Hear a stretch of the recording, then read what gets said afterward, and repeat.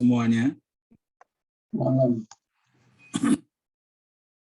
Eksposisi dari kelompok raja-raja yang terambil dari kitab Ibrani pasal 12 ayat 18 sampai 29.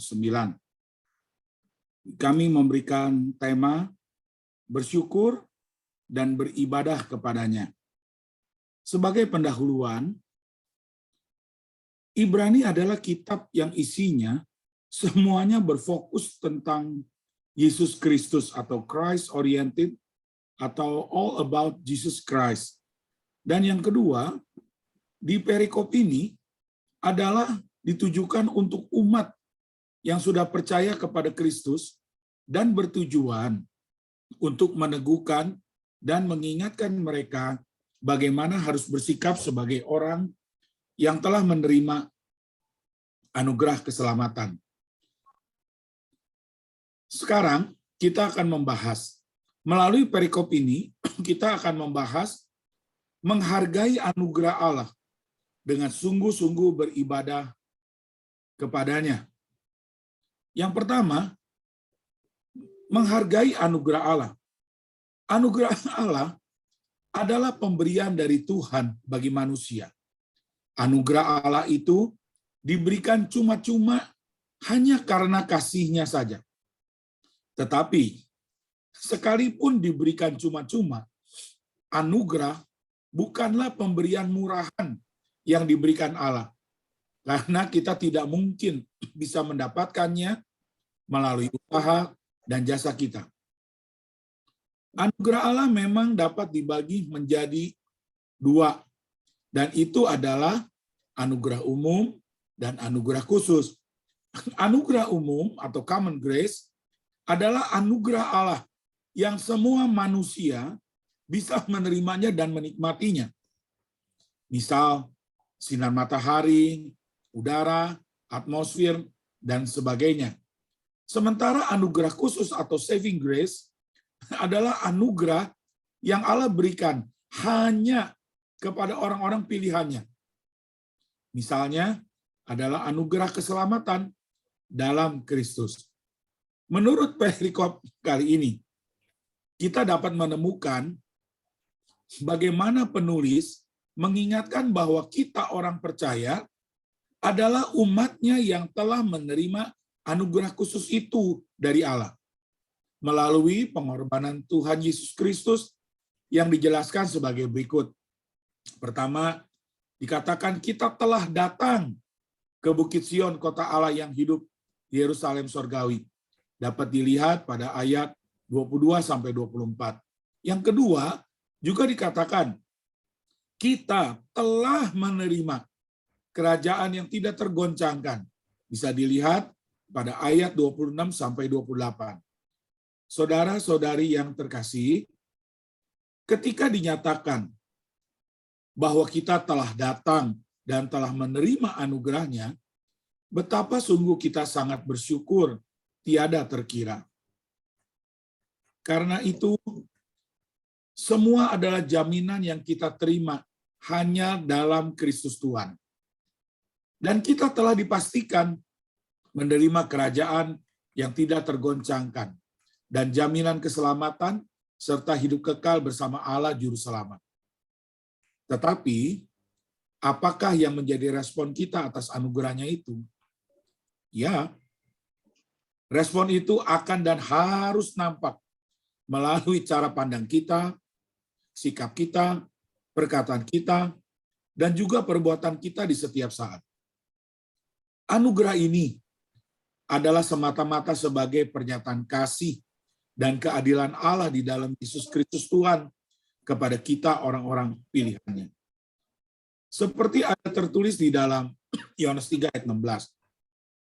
Karena begitu besar kasih Allah akan dunia ini, sehingga Ia telah mengaruniakan anaknya yang tunggal, supaya setiap orang yang percaya kepadanya tidak binasa, melainkan beroleh hidup yang kekal. Pada ayat ini kita melihat ada kalimat, Dia telah mengaruniakan anaknya yang tunggal. Di sini diperlihatkan bahwa keselamatan kita adalah semata-mata karena Allah memberikan karunia anaknya yang tunggal itu bagi kita. Dan juga di dalam Efesus 2 ayat 8-9 dikatakan, sebab kasih karunia kamu diselamatkan oleh iman. Itu bukan hasil usahamu, tetapi pemberian Allah. Itu bukan hasil pekerjaanmu. Jangan ada orang yang memegahkan diri. Terlihat kembali di sana, dijelaskan bahwa semua adalah karena kasih karunia, pemberian Allah, dan bukan hasil usaha kita. Serta di dalam Roma 11 ayat 6-7a yang mengatakan, tetapi jika hal itu terjadi karena kasih karunia, maka bukan lagi karena perbuatan. Sebab jika tidak demikian, maka kasih karunia itu bukan lagi kasih karunia. Jadi bagaimana? Israel tidak memperoleh apa yang dikejarnya, tetapi orang-orang yang terpilih telah memperolehnya. Ayat ini mengingatkan bahwa anugerah keselamatan itu Tuhan karuniakan kepada kita sebagai orang-orang yang memang telah dipilih oleh Tuhan dan diberikan anugerah itu. Jadi, sekarang, apa respon kita seharusnya setelah dipastikan menerima anugerah Allah itu? Ya, kita harus sungguh-sungguh berbakti kepadanya. Jadi umat Tuhan, perhatikanlah akan hal ini. Karena anugerahnya teramat mulia dan telah diberikan pada kita, maka hendaklah kita sungguh menyatakan rasa terima kasih dan penghargaan kita dengan sungguh-sungguh berbakti kepada Allah, pencipta semesta alam. Dan pada bagian yang kedua, dengan sungguh-sungguh berbakti hanya kepada Allah. Kata berbakti berasal dari kata bakti. Bakti itu memiliki arti perbuatan atau penyataan taat dan setia terhadap Allah atau Tuhan dengan jalan melakukan perintahnya dan menjauhi larangannya. Sudahlah sepatutnya kita yang telah menerima anugerahnya menyatakan rasa terima kasih dan syukur kita dengan sungguh-sungguh berbakti kepada Allah. Dan itu harus dapat ditunjukkan melalui cara berpikir kita, sikap, perkataan, dan perbuatan yang berkenan kepada Allah. Nah, kita bisa juga lihat bahwa hal ini juga dijelaskan dan dipertegas oleh penulis kitab Ibrani dengan mengingatkan bahwa hendaklah bakti kita itu ditujukan dengan cara pertama, jangan menolak dia, apalagi sampai berpaling dari dia yang berbicara dari sorga pada ayat 25. Yang kedua, mengucap syukur. Itu pada ayat 28. Juga harus ditunjukkan dengan beribadah kepada Allah menurut cara yang berkenan kepadanya.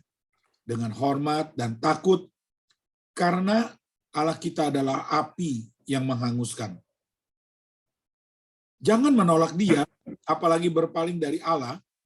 Ini adalah suatu kemutlakan dan harus menjadi komitmen kita umatnya. Karena penolakan mengandung hukuman, apalagi bila kita berpaling darinya.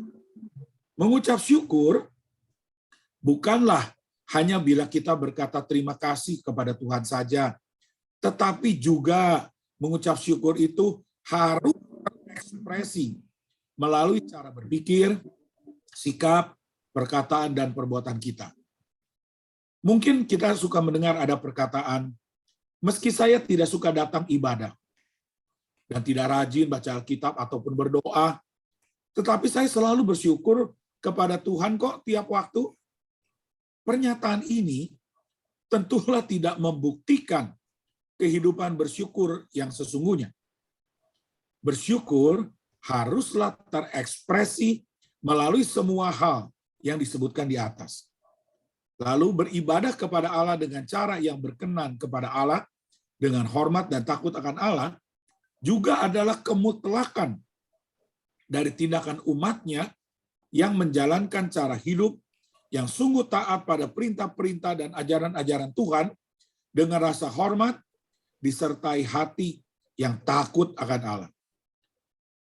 Beribadah bukanlah hanya menyangkut seremoni dan sakramen saja. Tetapi ibadah itu harus dilakukan saat di dalam kehidupan sehari-hari kita. Seperti dikatakan atau dijelaskan dalam Roma 12 ayat 1. Karena itu saudara-saudara, demi kemurahan Allah aku menasihatkan kamu, supaya kamu mempersembahkan tubuhmu sebagai persembahan yang hidup, yang kudus, dan yang berkenan kepada Allah. Itu adalah ibadahmu yang sejati. Kepada gerejanya, para pemimpin gereja, para rohaniawan, para pengajar, dan semua pelayannya, serta seluruh umat yang percaya kepadanya. Marilah kita melakukan ibadah kita dengan cara yang berkenan kepadanya, melalui menjalankan pemberitaan Injil, juga mendidik dan membina iman dan pengetahuan jemaat. Karena ini adalah perintah Tuhan bagi semua umatnya. Dan jemaat juga haruslah mau memberi diri untuk sungguh-sungguh belajar firman tiap saat, cara yang berkenan kepada Allah. Inilah ibadah yang benar. Jadi, jemaat Tuhan, hendaklah kita umatnya ini memperlihatkan bakti kepada Allah. Itu dengan sungguh-sungguh menjalankan perintah-perintah dan ajaran-ajarannya. Sebagai penutup saudara-saudari terkasih, sudahkah kita sungguh-sungguh bersyukur dan berbakti kepada Allah dengan cara yang berkenan, penuh hormat, dan takut akan Allah, yaitu dengan hidup taat dan setia melakukan kehendak-Nya? Amin. Soli Deo Gloria memberkati kita.